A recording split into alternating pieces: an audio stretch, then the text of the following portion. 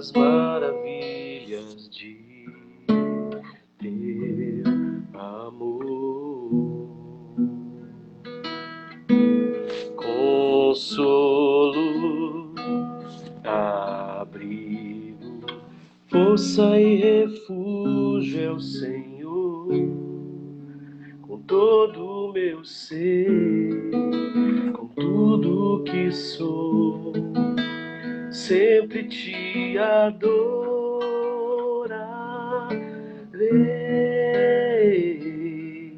Aclame ao Senhor toda a terra e cantemos poder, majestade, louvores ao Rei. Montanhas se prostrem e rujam os mares ao som de teu nome. Alegre te louvo por teus grandes feitos, firmado estarei, sempre te amarei. Incomparáveis são tuas promessas pra mim.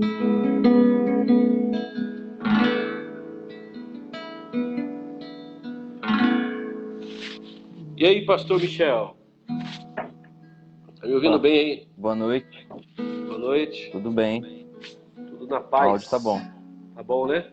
Uhum. Tá boa a transmissão também. E aí, Aqui tá gente, bom. vão chegando para nós começarmos nossa noite de graça.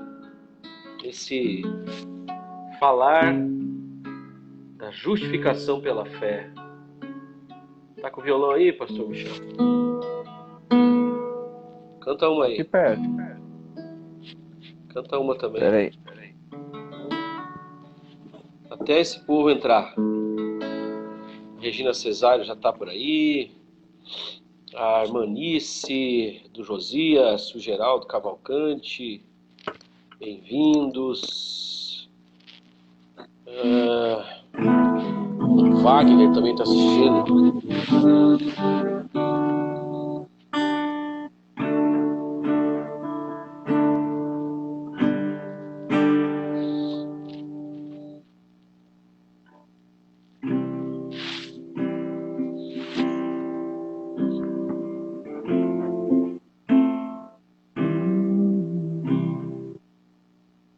Ele é o esplendor da glória do Pai. Ele é a exata expressão do seu ser. Pois nele todas as coisas, nos céus e na terra, sejam tronos, soberanias, poderes ou autoridades. Ele é antes de tudo e a todos sustenta pela palavra, pois foi do agrado de Deus que em tudo ele tenha supremacia.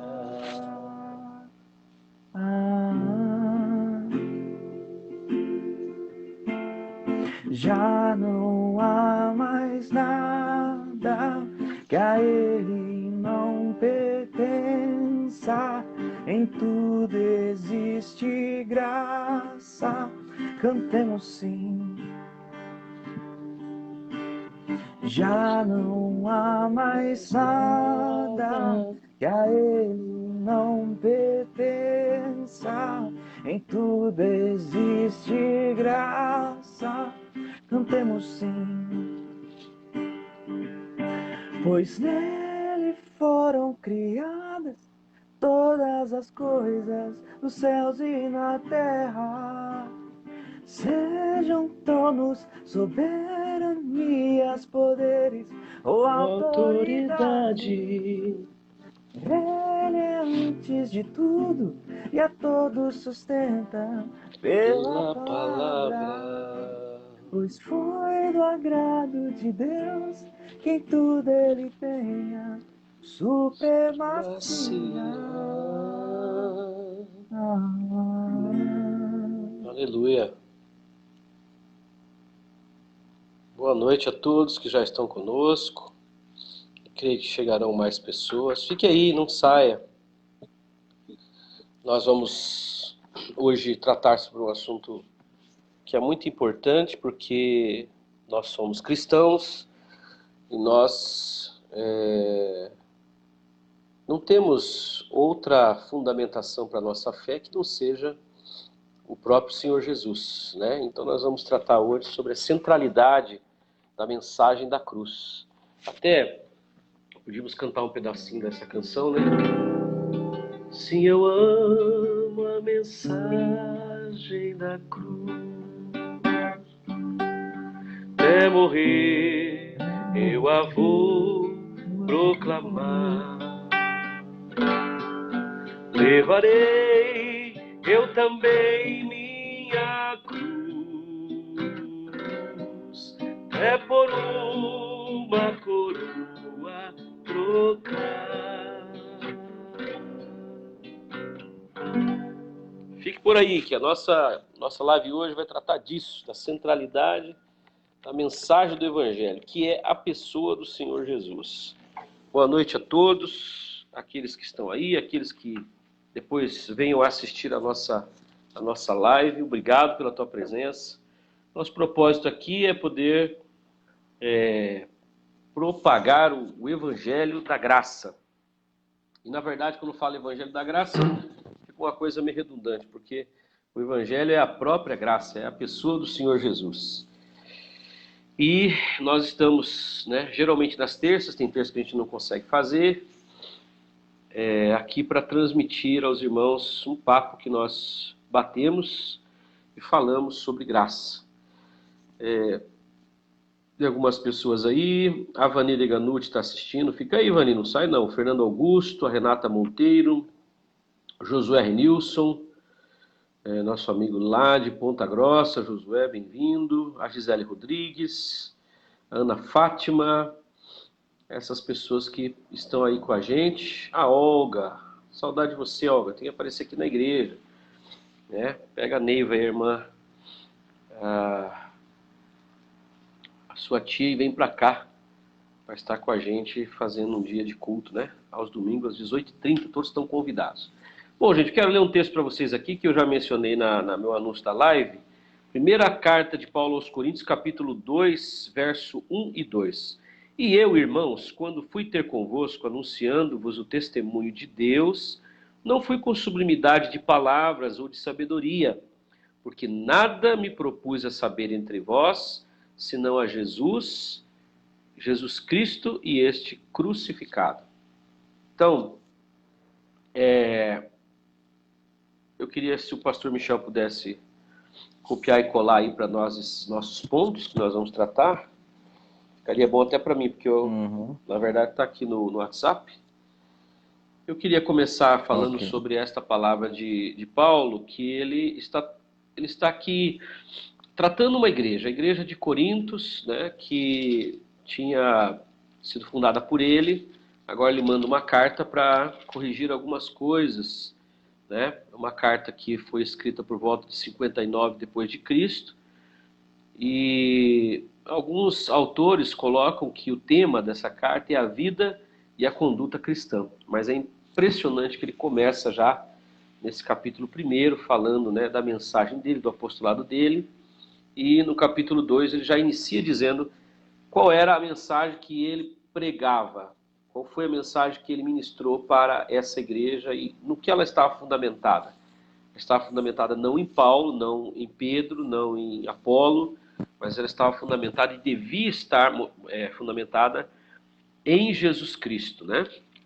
E ele fala, não me propus a saber nada entre vós a não ser Jesus e esse crucificado. E é impressionante, né, pastor Michel, porque o apóstolo Paulo era um rabino, ele tinha muita coisa para falar, ele tinha muito conhecimento da lei, ele tinha muito conhecimento da história de Israel, ele tinha muito conhecimento, né, do do templo, das coisas que aconteciam no templo. Enfim, ele era um erudito e nós vemos que ele podia falar de vários assuntos, mas ele não quis falar de nada disso.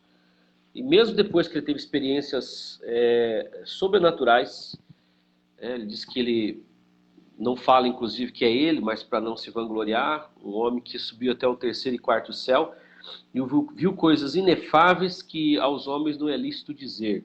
Eu já ouvi que um pregador disse assim, que ele não conseguiria transmitir, não conseguiria falar as palavras das coisas que ele viu, porque não tem comparação aqui na terra.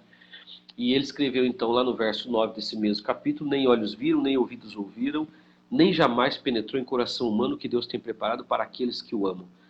Ele pregava a mensagem simples, né? A mensagem de que Cristo fez amizade conosco, com Deus, já não há mais condenação para aqueles que estão em Cristo Jesus, já não existe mais inimizade, nós estamos em paz e pacificado, aqueles que o recebem. Não é uma salvação universal, é para aqueles que o recebem.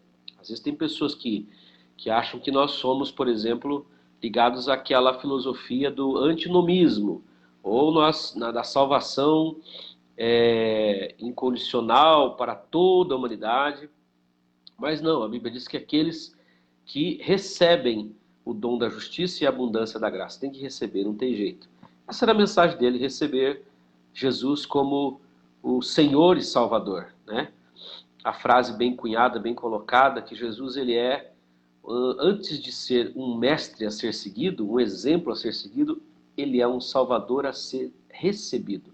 Porque se a pessoa não recebê-lo como Senhor e Salvador da sua vida, não vai conseguir viver como ele tem já conquistado para nós, porque tudo é através dele.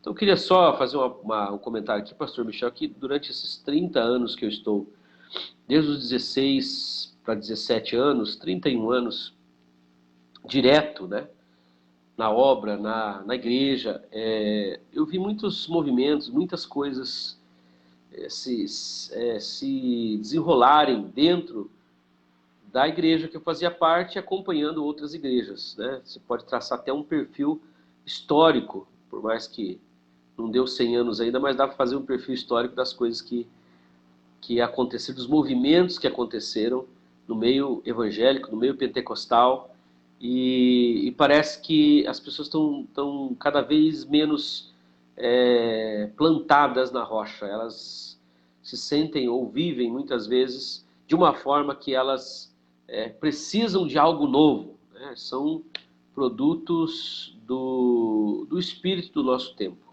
né? O apóstolo Paulo, falando disso, falou do espírito que opera nas potestades do ar, o curso desse mundo, a forma com que o mundo se conduzia na época, né, que era lá as primeiras décadas depois de Cristo, e nós vivemos segundo o espírito da nossa era, da nossa época. E a gente vê que as pessoas estão inquietas, sem porto, sem chão para pisar, e elas estão recorrendo sempre a novos expedientes e buscando algo novo, quando na verdade Cristo é a verdadeira novidade de vida. E nós estamos nessa noite falando sobre isso, a centralidade da mensagem do Evangelho, que é a pessoa do Senhor Jesus. Ele diz aqui claramente: não me propus a saber nada a não ser Jesus e esse crucificado. Nós vamos, durante a nossa meditação, traçar esses pontos aí, nós vermos esses pontos especificamente, né, para nós falarmos sobre a centralidade da mensagem da cruz, que infelizmente ela tem sido abandonada. Ela foi abandonada. E o resultado é esse: as pessoas sem porto, falar em porto, está o pastor Porto com a gente aí, pelo menos entrou, não sei se permanece. Bem-vindo. E eu queria passar a palavra para o pastor Michel para nós construirmos essa argumentação a partir desse primeiro ponto, que é a questão do antropocentrismo e a verticalidade da cruz. Pastor Michel, pode falar para nós aí. Então, né? A gente percebe que existem várias vertentes, várias denominações dentro do protestantismo, inclusive que já se distanciaram muito do protestantismo, né? Como do fundamento, de quando ele surgiu. Mas todas essas denominações têm uma característica em comum. Não só uma, mas algumas características em comum. E uma delas, e isso é sim uma crítica, né, que nós vamos fazer aqui, que está presente nessas denominações, é que a gente muitas vezes acaba fazendo o culto, fazendo a igreja, fazendo a religião, transformando a religião, as doutrinas, os ritos, as práticas, os preceitos, em algo voltado para o homem, como se o homem fosse o centro, né, do, da religião, o homem fosse o centro de tudo, do universo inteiro.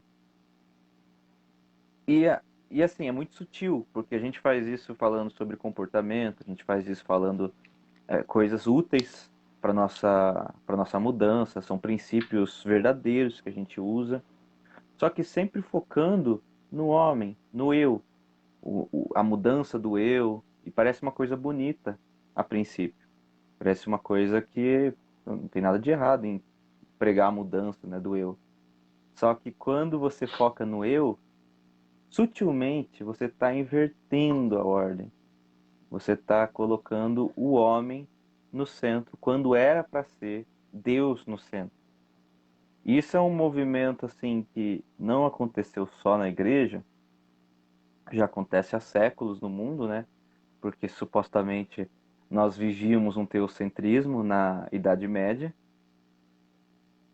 que o centro de tudo era Deus, e pelo menos essa era a proposta, e dizem que houve esse antropocentrismo a partir da rachadura, do iluminismo e do renascimento, e tudo que surgiu depois disso, quando começaram a deixar Deus de lado e colocar o homem no centro.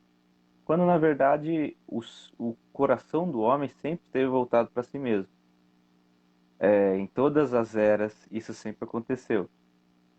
Só que quando nós vamos tratar de algo sociológico, algo grupal, não somente do indivíduo, porque o indivíduo ele está voltado para si mesmo. Essa inclusive, a raiz do pecado, né? É a condição do homem pecador. Mas quando a gente se reúne como grupo, a gente tende a fazer isso de forma dogmática. E o pior, de forma disfarçada de bons princípios, disfarçada de coisas boas. Só que no fundo, de novo, a gente está colocando o homem no centro, nós mesmos no centro. Então, o que a gente está falando aqui sobre a centralidade da mensagem, pregar sobre a cruz, pregar sobre Jesus, vai um pouco na direção oposta do que nós temos, o que várias igrejas têm feito hoje em dia, que é começar a olhar para o homem em várias abordagens diferentes, mas sempre querendo resolver problemas do homem e não falando de Jesus, não contando quem é Jesus, não querendo exaltar a majestade e a glória de Jesus. E aí a gente vai para esse ponto sobre a verticalidade da cruz, né? Isso é uma frase que tem muito peso, tem muito significado, que é o que sustenta a cruz é a parte vertical dela e não a parte horizontal. Tem não sei se poucas pessoas já ouviram essa frase, né? Mas que o nosso problema já está resolvido com Deus. Agora falta a gente resolver o nosso problema com o próximo. É uma frase legal, é uma frase interessante. Só que vejam, se a gente não se resolver o nosso problema com Deus, não resolve o nosso problema com o próximo, então nada vai realmente nos capacitar a resolver o nosso problema com o próximo. O que sustenta de verdade a, a possibilidade da bondade humana é a parte vertical, é a nossa relação com Deus, que só pode ser feita através do acesso pela cruz, o acesso por Jesus Cristo, pela obra de Jesus.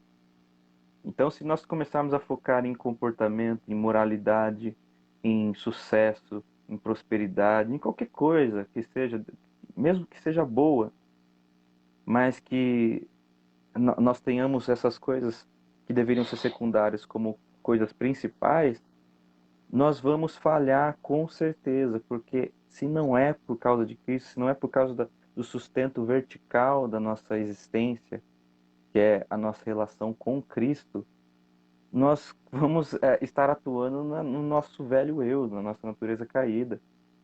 E é isso que a igreja sutilmente, muitas igrejas têm feito, e sem perceber, que é tirar o foco de Cristo e colocar o foco no homem. Esse é o antropocentrismo, né? E esse Antropocentrismo, antropocentrismo, a gente vê que ele vem numa crescente, principalmente nesse tempo de pós-modernidade, que é uma configuração da sociedade, né? A partir da década de 60, 64, 65, depois do movimento de liberação das mulheres, libertação das mulheres, de Woodstock, da ideia do faça amor, não faça guerra nos Estados Unidos, e do rock and roll também, que nada contra o rock and roll, mas as mensagens eram uma mensagem de revolta contra as próprias religiões, contra a própria igreja, a hipocrisia, na verdade, né, das igrejas, ou de alguns da igreja, ou dos líderes. E a pós-modernidade, ela se instaura e vai trazer consequências, porque ali acontece uma ruptura muito grande. Então, falando de centralidade da mensagem da cruz, se há um desacreditar, né? Não em Deus, porque eu acho que tem muitos, inclusive grupos de rock que foram satanizados, mas na verdade os caras eram jovens revoltados com um sistema, né? E o jovem tem essa particularidade de se revoltar mesmo contra sistemas que, que eles identificam hipocrisia, identificam falsidade, identificam injustiças, né? E aí nós já estamos falando de década de 60, já o protestantismo tem 500 e tarará de anos aí, ou pelo menos quase 500 anos, né, sim.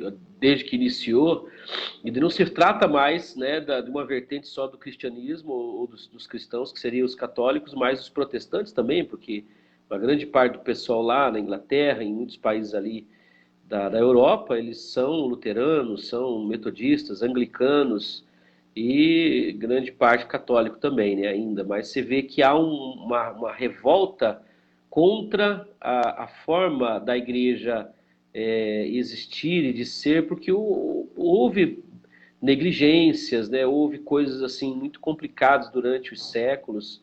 Também não dá para esperar a perfeição da igreja, mas esse movimento ele foi crescendo, crescendo, crescendo, e os filhos daquele pessoal da geração hippie, eles passaram a conviver, né, com a sociedade a partir da década de 70, 80, e daí os filhos desses, né, da onde eu me enquadro, porque nasci em 71, na década de 70, sua mãe e tantos outros que estão aí ouvindo a gente, possam ouvir, a gente vai vendo que vai mudando a forma de pensar das pessoas e vai realmente, parece que funilando para que o homem esteja no centro, para que o homem seja o alvo, né, de todas as coisas. E nesse movimento de pós-modernidade, nós temos um filósofo chamado Bauman, Zygmunt Bauman. Ele fala da liquidez, né? Um dos livros célebres dele é O Mal-Estar da Pós-Modernidade. E aí ele vai escrever alguns livros que vem falando dessa proposta, na verdade, que era uma proposta de, se não me engano, Karl Marx, de derreter os sólidos, que ele dizia que seriam os dogmas, né? Aqueles velhos valores, aqueles valores conservadores, precisavam ser derretidos para que fosse instaurado realmente uma nova mentalidade. E aí você tem ele falando sobre amor líquido, sociedade líquida.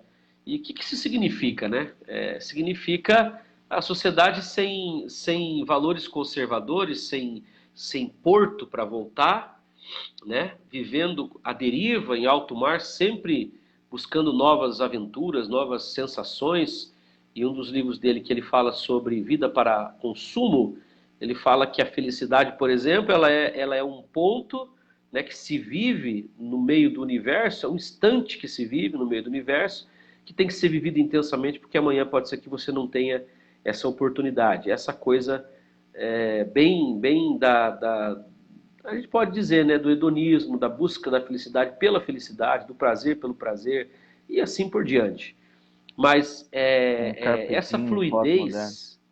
Hã? O que você É um disse? carpe diem capitalista. Isso, esse carpe diem, né? Viva o momento, viva o dia.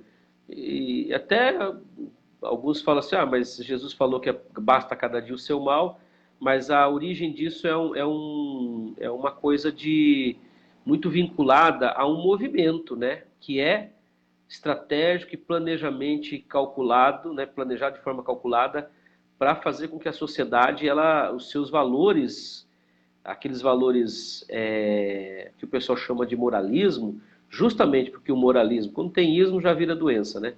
O moralismo ele acaba afetando a visão daqueles que estão aí, que não estão mais vinculados nesses valores mais tradicionais, e vê que a pessoa chama isso de moralismo, né? Mas tem valores que não dá para você abrir mão. O moralismo não é uma coisa boa, mas tem valores que são realmente como se estivesse voltando para o porto. E quando isso não acontece, há uma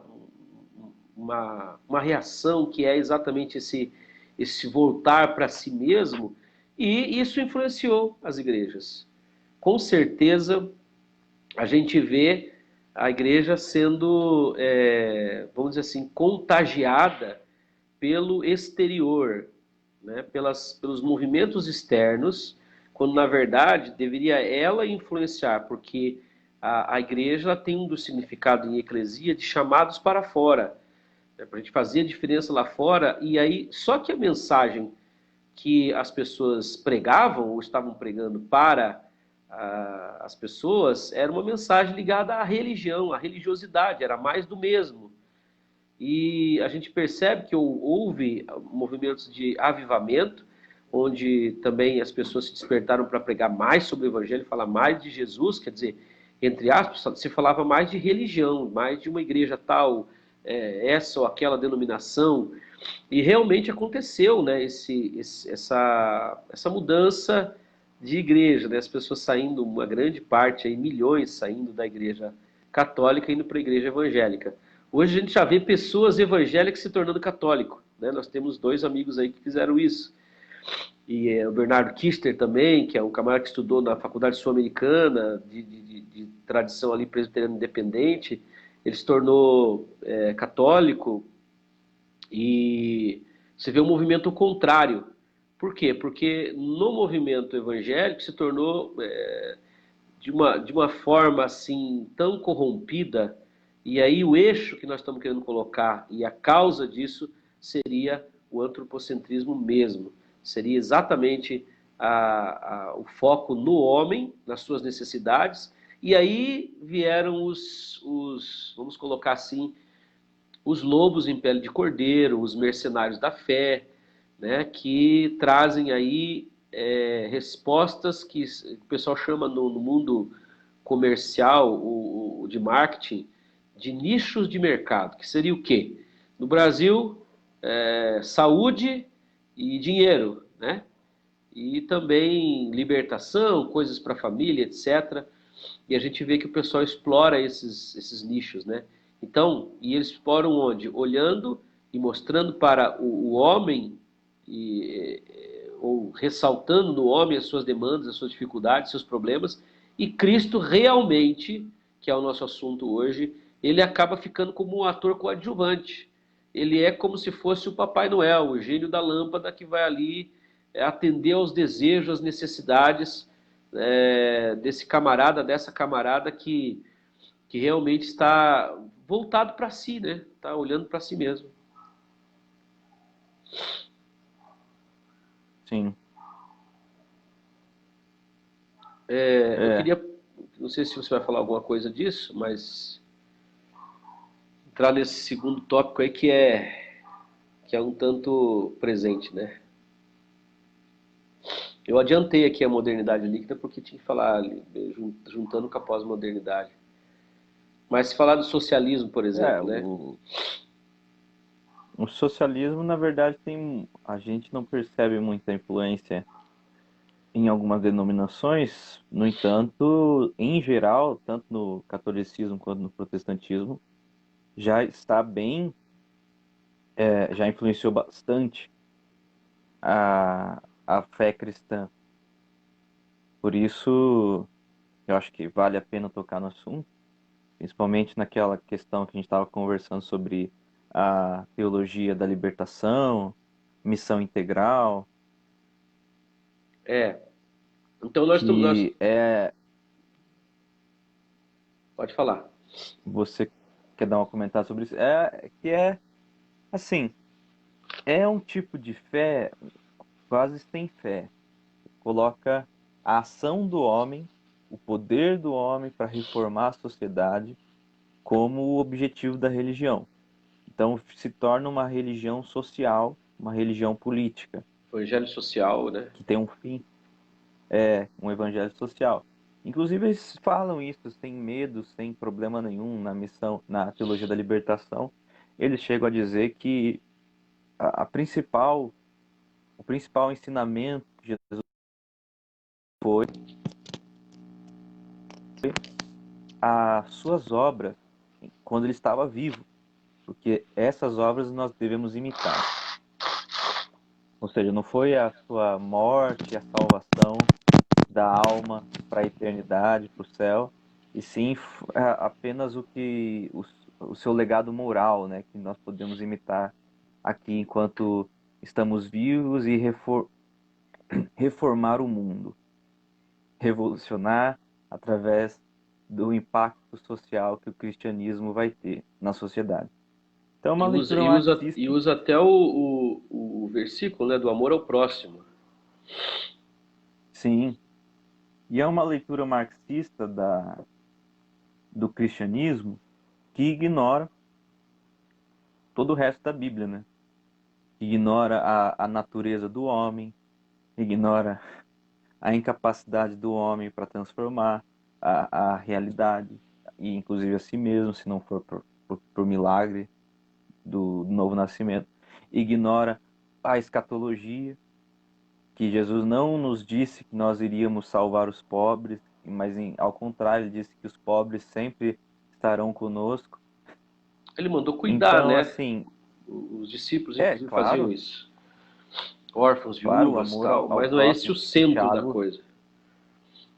o livro de Tiago fala isso claramente, né? A carta de Tiago fala que se nós só orarmos pelos pobres e não nos doarmos por eles, nós somos hipócritas, né? É. Mas você vê que Mas, é a influência do espírito da época, né? Porque a partir da Segunda Grande Guerra, quando Stalin toma toda ali aquelas regiões que na verdade o Hitler tinha conquistado, ele vai lá e só pega para ele, né? Dá um jeito de expulsar os alemães de lá, com bastante trabalho eles tiveram que expulsar, mas ele toma todos os territórios ali que depois se torna a grande União Soviética, né? E ali a influência do socialismo passa a ecoar para o mundo inteiro, não só na Europa, né? sim, Mas para o mundo inteiro e alcançou a gente aqui no Brasil também. na América Latina em geral é muito forte, né? Essa influência.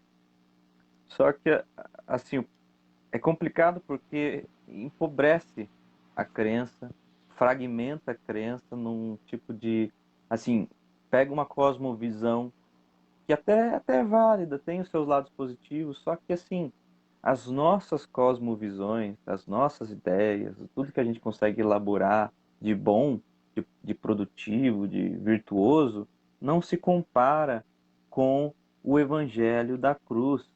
Então a gente está diminuindo, a gente está trocando o evangelho verdadeiro por nossa visão fragmentada da realidade, né? O que a gente deveria pensar, né? E nós fazemos essa live para a gente conversar, bater um papo e depois registrar lá no meu canal, o pessoal que nos acompanha. Inclusive o pessoal pode dar aí sugestões, fazer comentários. Fiquem na liberdade, né? Se quiser participar da live também, a gente chama você, fala, eu quero participar aí, falar alguma coisa. Nem que você participe e já saia, mas, claro, para falar dentro do assunto do tema que nós estamos ministrando, né? Mas é interessante, cabe a pergunta, como é que a gente chegou nesse ponto, né? E claro, que eu voltei na década de 60, nós estamos em 2020.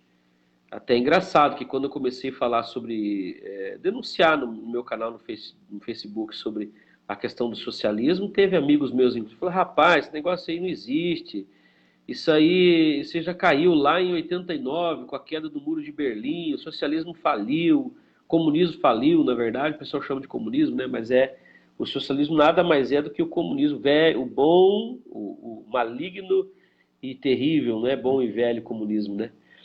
O pessoal chama o bom e velho comunismo, que é a teoria marxista, que é a teoria da revolução do proletariado tomar o poder, esmagar a burguesia, a ideia de que os Estados Unidos é imperialista e outras nações, e essa pataquada toda que nunca foi do jeito que eles projetaram, eles continuam querendo fazer e agora voltam com uma força maior ainda.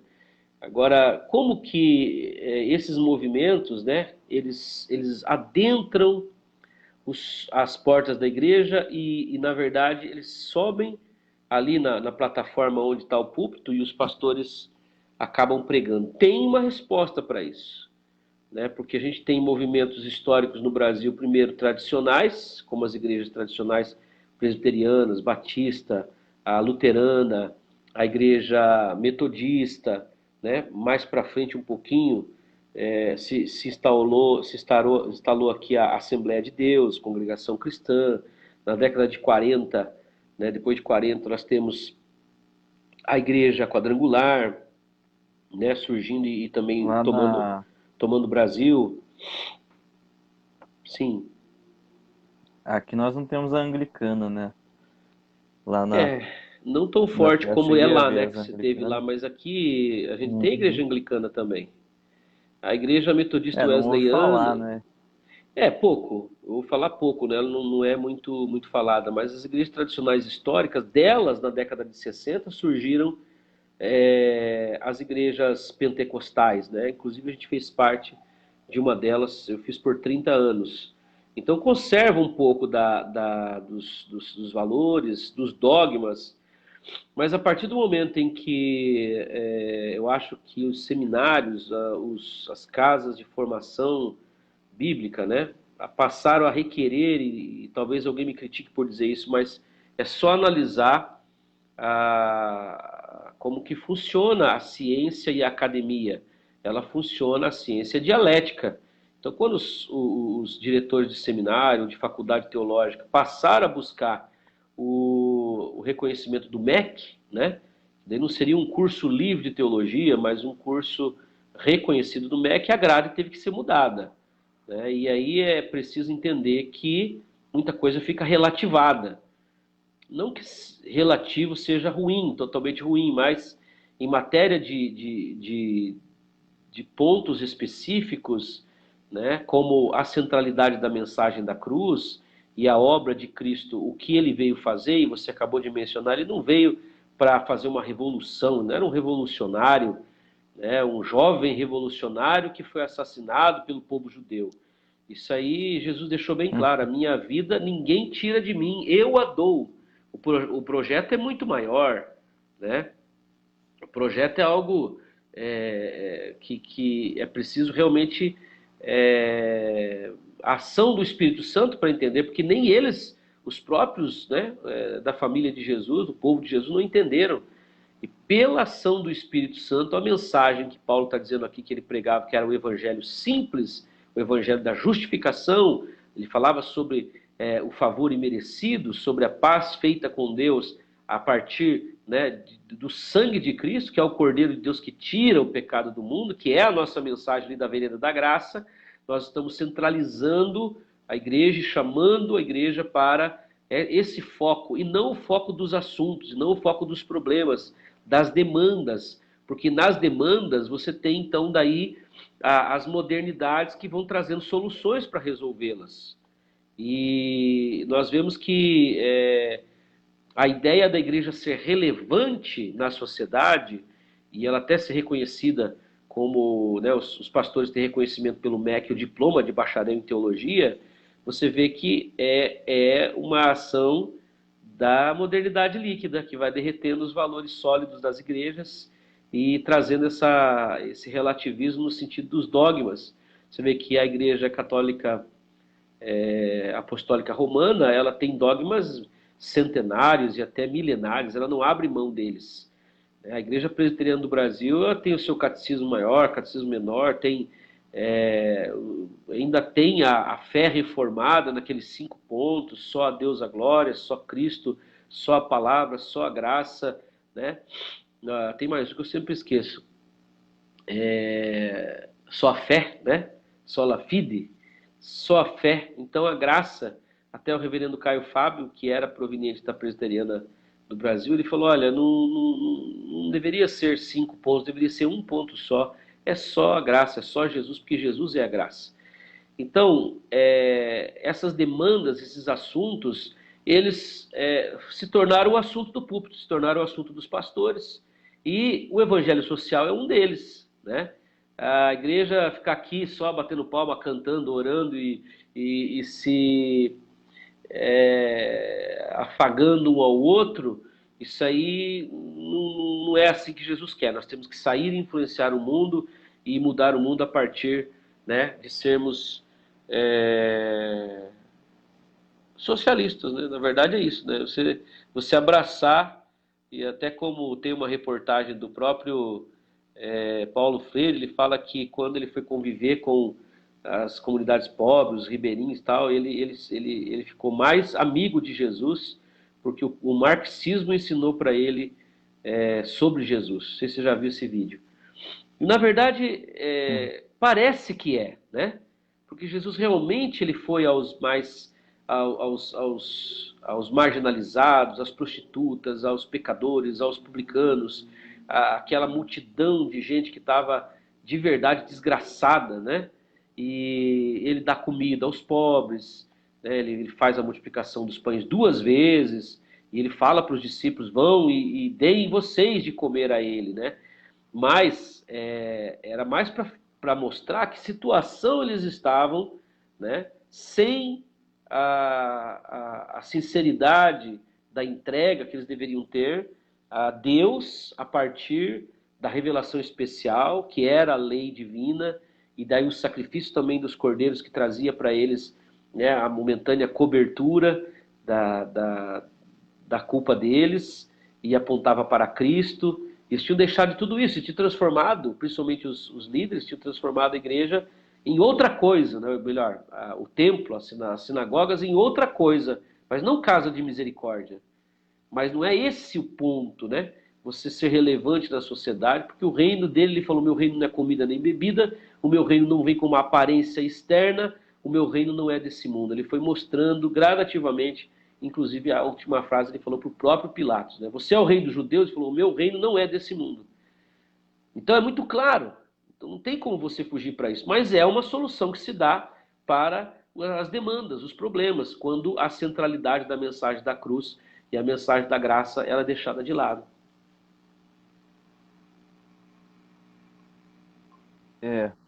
E a pergunta é, mas será que só falar de Cristo é o suficiente? Pois é. Se a gente colocar desse jeito, já dá para perceber, né, a questão.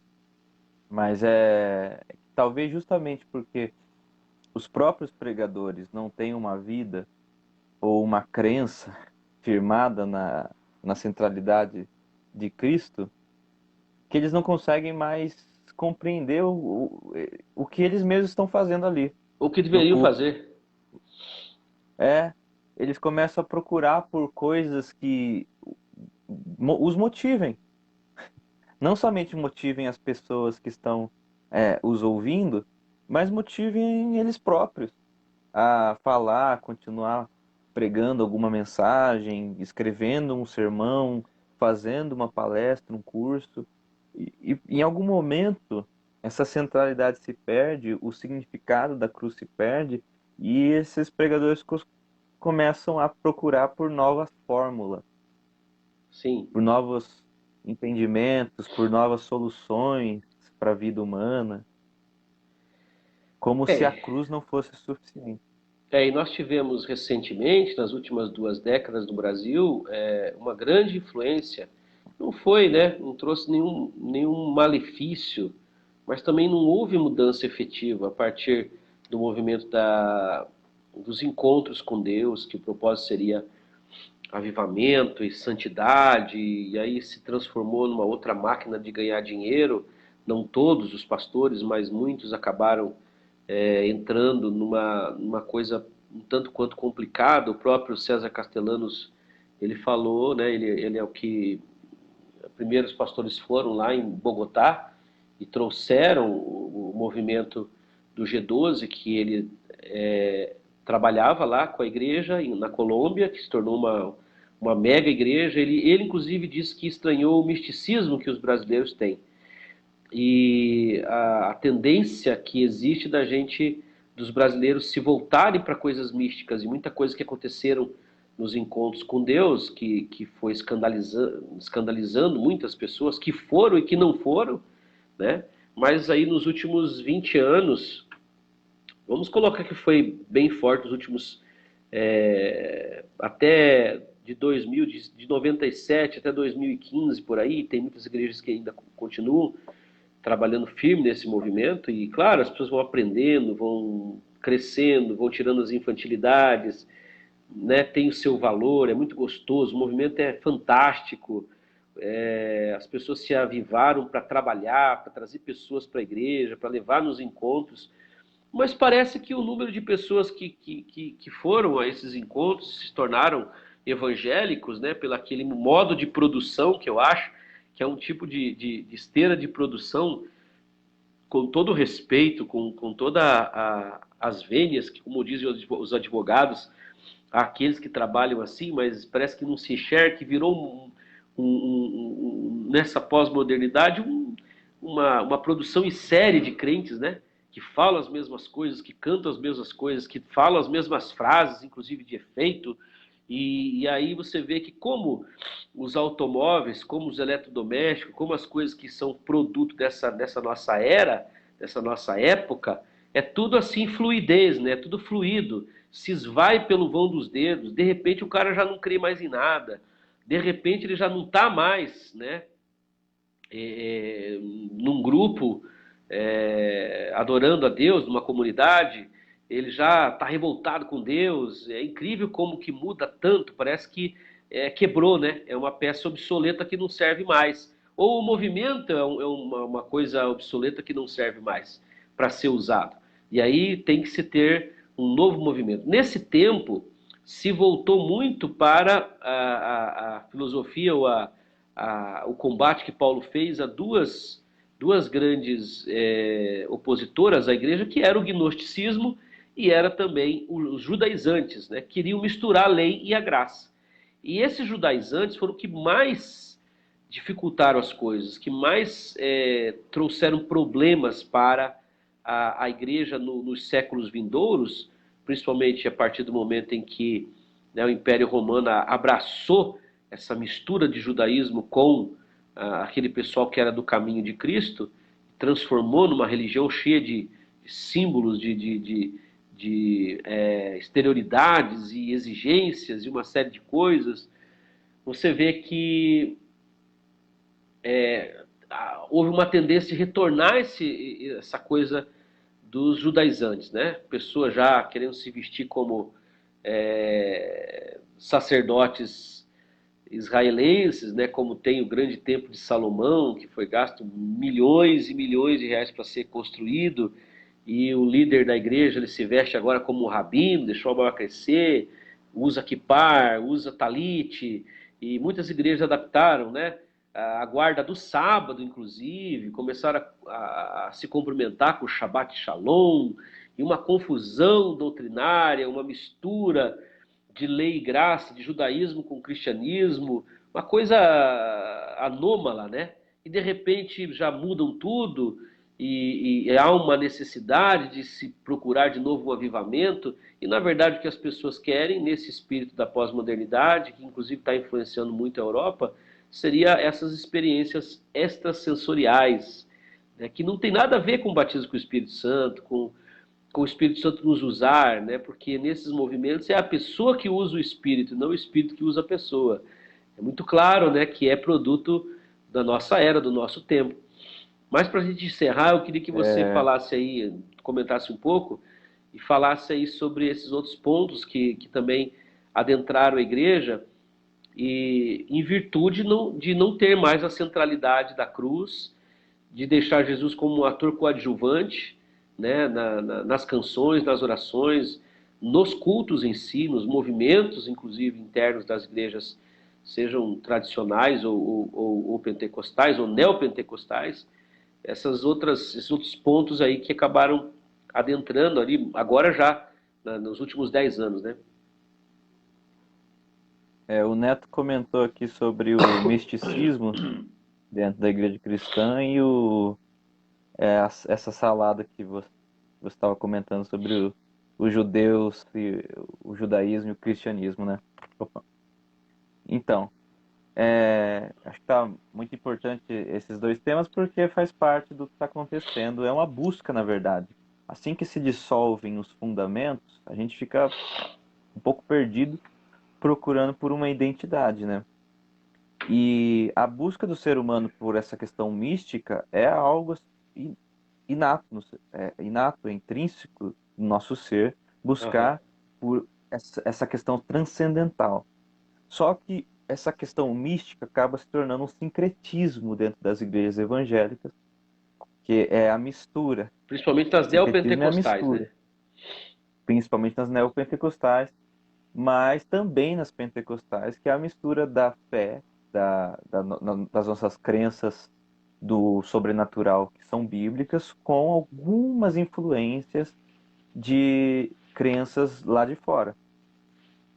Então a Sim. gente faz uma salada, a gente faz uma mistura, aí tem essas batalhas espirituais, por exemplo, que muitas são corretas, são fruto de uma vida prática, de fundamentos bíblicos, só que também acaba tendo ali uma mistura de questões que você vai tentar encontrar a fonte de onde são esses ensinamentos, você vai ver que são fontes de materiais até de espiritismo, satanismo. É. A gente tem, por exemplo, a divinização de elementos que eram para ser apenas simbólicos, como, por exemplo, água que cura, e aí começam a vender água na igreja. Ah, essa água aqui vai te curar. Tem um apóstolo aí que é o mestre em fazer isso, vender meia, vender travesseiro. Então, isso é sincretismo religioso. Você está É, atribuindo um poder a um objeto. isso mesmo. Assim, é um absurdo. Você está banalizando a fé, porque quem cura, quem faz o milagre é Jesus Cristo, é somente Jesus. E aí eles se aproveitam ou entendem errado, vai saber o que se passa na cabeça desses pastores. Eles começam a fazer uma mistureba e assim, é tudo fruto dessa dissolução, a gente dissolveu a nossa fé, dissolveu os fundamentos, e agora a gente está perdido buscando alguma identidade, alguma coisa que dê para Não, não nós, fala a gente, né? assim, Esses movimentos, porque nós não estamos perdidos, não. é, eu Nós estou estamos colocando, na centralidade da cruz e na mensagem da graça. eu tô me colocando no lugar de todos os cristãos porque eu sei que não existem apenas pessoas perdidas nesse meio, mas os salvos também estão nesse meio e assim, muitas vezes acabam sendo prejudicados por causa dessa confusão, dessa falta de maturidade, de centralidade, né? Agora, com relação a os últimos anos, tem surgido a questão também desses que eles chamam de pastores coaching. São aqueles É, pastores da autoajuda, são pastores especializados em uma psicologia um pouco não tão profunda, uma psicologia rasa ali, que vai focar mais na questão comportamental, na questão da autoconfiança, da autoestima. e esses pastores vão elaborar mensagens que vão mudar a vida das pessoas, porque focam muito na emoção, focam muito no sentimento da pessoa em relação à importância dela. E aí a pessoa começa a se sentir mais importante, começa a se sentir mais relevante e tal. E isso é uma coisa tão boa, gera uma coisa que a pessoa gosta, ela quer sentir aquilo de novo e ela começa a frequentar mais e tal. Só que isso não resolve o problema humano, tira a centralidade do evangelho, que é a glória de Deus, que é Jesus Cristo, e além de tudo, a longo prazo, só deixa a pessoa mais perdida ainda. Assim, é, eu queria que você comentasse, não sei se a gente está encerrando já, mas qual que é o papel do pastor? Qual que é o papel da igreja, da instituição, do cristianismo, do evangelho de fato?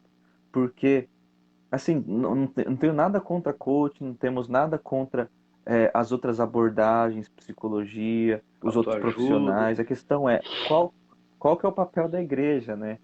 O pastor, ele tem um papel ou ele pode inventar o que ele vai dizer, o que ele vai falar, qual que é o seu propósito ali em cima do púlpito? Nós estamos construindo, ou problematizando primeiro como que a igreja chegou a esse ponto, os púlpitos chegaram a esse ponto de estarem praticamente, grande parte, vamos dizer assim, uma grande maioria perdidos, né? E a gente acabou também fazendo parte disso em algum momento, buscando, quem sabe no afã de buscar avivamento, a gente acaba fazendo parte disso, mas a gente vê que não há, como você falou, efetividade, né? E se a gente voltar primeiro para o envio de Jesus, ali em Marcos, no capítulo 16, ele falou: vão e preguem o evangelho a toda criatura. Quem crer e for batizado será salvo, quem não crer já está condenado. E, e esses sinais seguirão os que crerem, em meu nome farão isso, aquilo outro, expulsarão demônios, sararão os enfermos, beberão, se beberem veneno não vai fazer mal, se uma serpente picar a pessoa não vai morrer. E ele disse assim: eis que estou convosco todos os dias até a consumação dos séculos. Então, a presença viva e real de Jesus, ela é ignorada a partir do momento em que eu troco essa mensagem do Evangelho. A partir de que qualquer pastor, qualquer igreja troca a mensagem do Evangelho, que são as boas novas de salvação, não é condenação, não é julgamento, não é intervenção na vida íntima, pessoal de cada cristão, como a igreja já fez, já cometeu absurdos contra os direitos das pessoas, né? De expor pessoas perante uma comunidade. Até recentemente um amigo, o pastor ainda fez isso, colocou a pessoa lá na frente, fez de confessar, né, um adultério e expôs a pessoa, humilhou a pessoa perante todo mundo.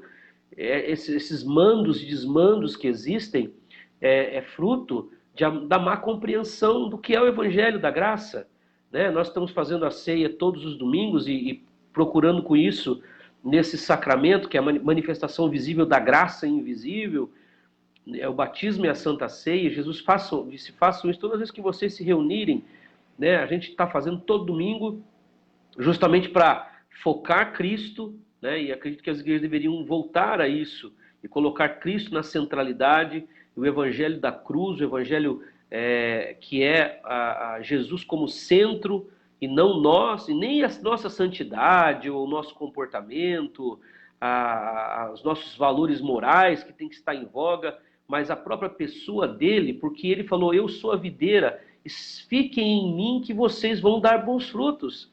O problema é não ficar nele, é sair dele. Nós saímos, né, do evangelho da salvação, porque a palavra salvação no original grego quer dizer salvação eterna, salvação no sentido de contra inimigos, contra todos os males, enfermidades, roubos, no sentido da miséria também. Traz prosperidade, a salvação de Cristo, que é sozo, muda totalmente o nosso ser. É o ser completo. Mas os pastores, os púlpitos deixaram dessa premissa, se perderam, né, com o passar do tempo, em busca de sensações e movimentos e avivamentos, e acabaram trazendo todas aquelas coisas que, na verdade, por exemplo, um psicólogo, você sabe que eu oriento as pessoas, né, vão até um ponto, a gente vai no aconselhamento, quando já não dá mais para a gente fazer, né, ali, contribuir, colaborar com a pessoa e levar a pessoa a se resolver, a gente encaminha para o psicólogo, encaminha para um terapeuta. Tem gente que tem que ir até para psiquiatra para ser medicado, que está num estado tão precário, né, das suas substâncias, das coisas do próprio organismo. Jesus pode curar essa pessoa? Pode, mas às vezes ela não tem a fé que precisa para isso. Ou a gente mesmo, né, na hora de orar, não acaba tendo essa fé ou encontrando essa fé na pessoa para que ela seja curada, e a gente encaminha, porque é misericórdia. A pessoa, com o tempo, ela vai juntando uma coisa com a outra, mas não sou eu que tenho que ser o psicólogo dela. Eu sou um conselheiro, no máximo, mas o meu aconselhamento, ele não pode estar fundamentado no problema da pessoa, porque problemas todos nós temos. O aconselhamento tem que estar fundamentado na palavra, e a palavra não é a Bíblia ou as Escrituras, a palavra é o Senhor Jesus. A Bíblia contém as Escrituras, como eu preguei esses dias, e as Escrituras, elas apontam para Cristo. Cristo está presente do Gênesis ao Apocalipse. Então, sempre é Cristo, é dele, por ele, para ele. Como você cantou nessa canção inicial, né, que depois talvez quem chegou agora pode dar uma olhada lá, é uma declaração de Colossenses, né, que agradou ao Pai colocar todas as coisas, convergir todas as coisas nele. Dele, por ele, para ele são todas as coisas. E aí, quando nós temos a constatação de que a gente deixou do Evangelho da cruz, deixou do Evangelho da graça, deixou da ministração da justificação pela fé. Justificação pela fé, não é pelas obras, não é por performances, não é por rituais, não é por ritos. É justamente a justificação pela fé que é a centralidade da igreja. Cristo é a pedra fundamental. Ele disse para Pedro, quando Pedro declarou: tu és o Cristo, o Filho de Deus Altíssimo, ele falou: tu és Pedro, e eu te digo que sobre esta pedra, né, sobre essa declaração sua, que sou eu, o Cristo, edificarei a minha igreja. E aí o fundamento que foi jogado fora, ele tem que ser substituído. E a constatação de que quando se substitui, porque qualquer coisa que seja, a gente vê que não há efetividade, não há conversão verdadeira, não há novo nascimento. O novo nascimento não pode ter o foco, né, a pessoa, né, o homem ou a mulher. O novo nascimento é a contemplação do que Cristo fez na cruz, e a partir de olhar para ele, eu consigo me enxergar, que eu posso ter nele essa transformação, essa mudança, né? E a gente vê que é o receber de tudo que ele fez, a nova natureza, o novo nascimento. Porque quando as pessoas falam de pecado, elas estão falando de fazer isso, fazer aquilo, ou deixar de fazer isso, fazer aquilo. Não se trata do que a gente faz. Porque as obras da carne, elas são infinitas. Se a pessoa... O salmista diz que as pessoas ficam maquinando de noite para criar novas formas de perversão. Né? Aqueles que não amam a Deus, não buscam a Deus. Mas se trata de uma natureza que foi mudada e é mudada a partir da mensagem da cruz, da centralidade da cruz. E eu queria dizer que é importante que os pastores retornem. É importante que nós, né, que somos novas criaturas, somos filhos, nós voltemos para o fundamento. Por mais que pareça que a gente está chovendo no molhado, que isso é uma coisa, mas eu já sei disso. Paulo disse: eu não me canso de dizer as mesmas coisas até que Cristo seja gerado em vós. Ele falou assim: olha, eu não me envergonho do evangelho. Ele tinha muita coisa para falar, como eu disse.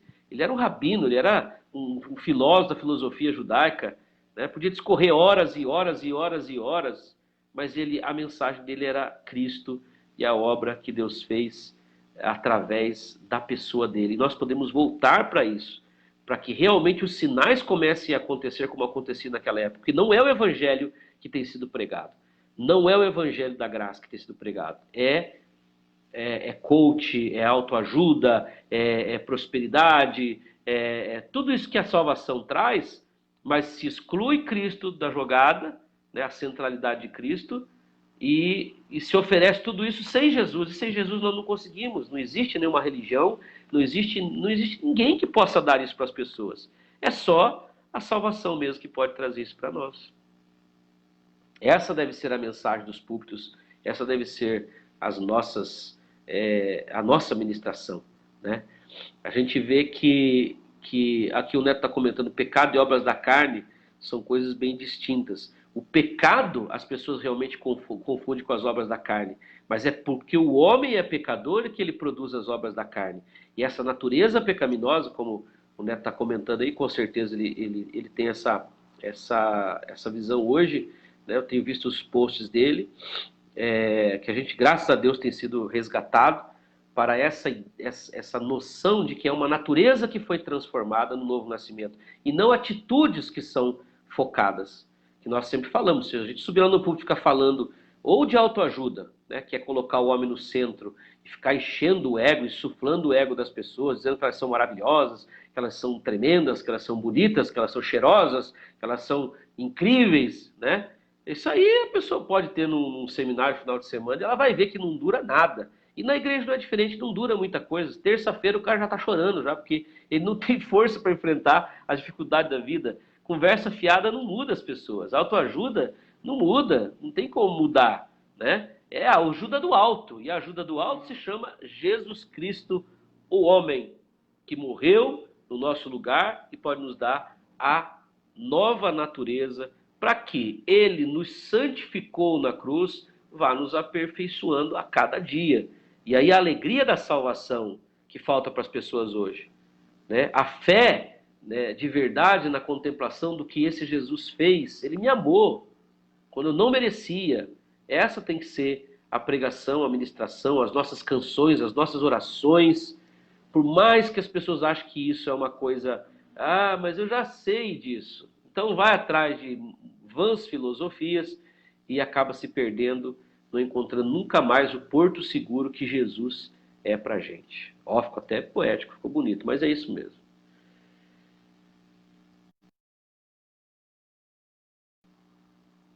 Pra gente encerrar. Para encerrar, só eu quero dizer que a gente, quando fala da centralidade que é Cristo, parece às vezes até algo assim enigmático para muitas pessoas que não conhecem, mas na verdade é só ler o Evangelho, ler as cartas de Paulo, de Pedro, ler as cartas de João. E assim, é que o Evangelho tem um foco, tem uma estrutura e é falar da pessoa de Cristo.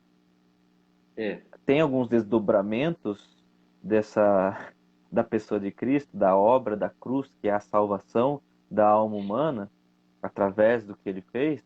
Sim, tem alguns desdobramentos, mas é tudo em torno da cruz, é tudo em torno de Jesus Cristo. E a crença cristã é que é justamente pregar Jesus e esse crucificado que é o nosso papel e que faz realmente a diferença na vida do homem, porque Jesus Transforma de não morreu em verdade. vão. Isso, Jesus não morreu em vão, Jesus não veio em vão, a sua obra é eficaz. E se a gente não crê nisso como cristãos, quanto mais os de fora vão crer, né? Se a gente ficar falando de outras coisas. É isso aí. Mas vamos encerrar? Agradecer a Sim, presença, sim. então, do Neto, da Márcia Nisa, do Joel, meu primo, Joel Matheus, a Débora Santos, nossa amiga lá de Ponta Grossa, Jucília Pereira, o Sandro Nantes, pastor Sandro, a Isaura Cavalcante, que participou também, a Maria Helena Zanata, sempre está aí com a gente nas terças-feiras, a irmã Ivani lá da igreja, a Delice, Jocila, Flávia, Ajala, acho que é tua amiga, né? Flávia Ajala, acho que eu dei aula para ela também, o pastor Antônio Bueno, acabou passando por aqui, Não, a sua amada a esposa Flávia Evelyn. é a do banco, amiga da Evelyn. Ah, Flávia, é porque eu conheci uma Ajala, dei aula para uma Ajala lá, deve ser parente dela. A Flávia é lá do banco, né, do Santander. Já falei da Hum, Andressa Mack, aqui que participou com a gente, pastor Porto e os demais que nós já mencionamos. Quero mandar um abraço a todos vocês, dizer que geralmente nas terças-feiras nós estamos aqui falando de graça, né? É de graça porque a gente não cobra nada, Facebook nos fornece essa plataforma e graças a Deus para a gente poder estar ministrando. Nós estamos fazendo os cultos ali na igreja só aos domingos, às 18h30. Né? Muitos aqui têm as suas igrejas, suas congregações, mas na hora que puder nos fazer uma visita. Ali na Vereda da Graça, nós estamos ministrando o Evangelho, que é o Evangelho verdadeiro. Saiba que existe um Evangelho falso. É só ler a carta de Paulo aos Gálatas, ele vai falar assim que alguém estava pregando o Evangelho lá, que é essa mistura de lei e graça, né? Ele falou que não é o verdadeiro Evangelho. Inclusive ele falou, olha, se alguém ou um anjo do céu pregar outro Evangelho, que não é as boas novas de salvação, mas a mistura da lei com a graça, ou as exigências humanas e qualquer tipo de performance, ritos e coisa arada, esse é considerado anátema. E Paulo era meio feroz nessa hora, né? É para ser considerado maldito mesmo, porque esse monstro da mistura do Evangelho com a lei não é reconhecido por Deus. E nós ali na Vereda estamos ministrando esse Evangelho, a centralidade da obra de Cristo na cruz, e nós queremos convidar você a caminhar com a gente, a estar com a gente, e a gente quer também poder, né, influenciar, né, outros pastores para que se voltem e realmente retornem para o porto, para os fundamentos, e todas as outras coisas podem fazer parte, né, do trato do aconselhamento, e alguns, como se falou, alguns seminários, algumas coisas que a gente faz, mas não adianta ficar tratando de temas. Nosso tema tem que ser Jesus e este crucificado. Obrigado, gente.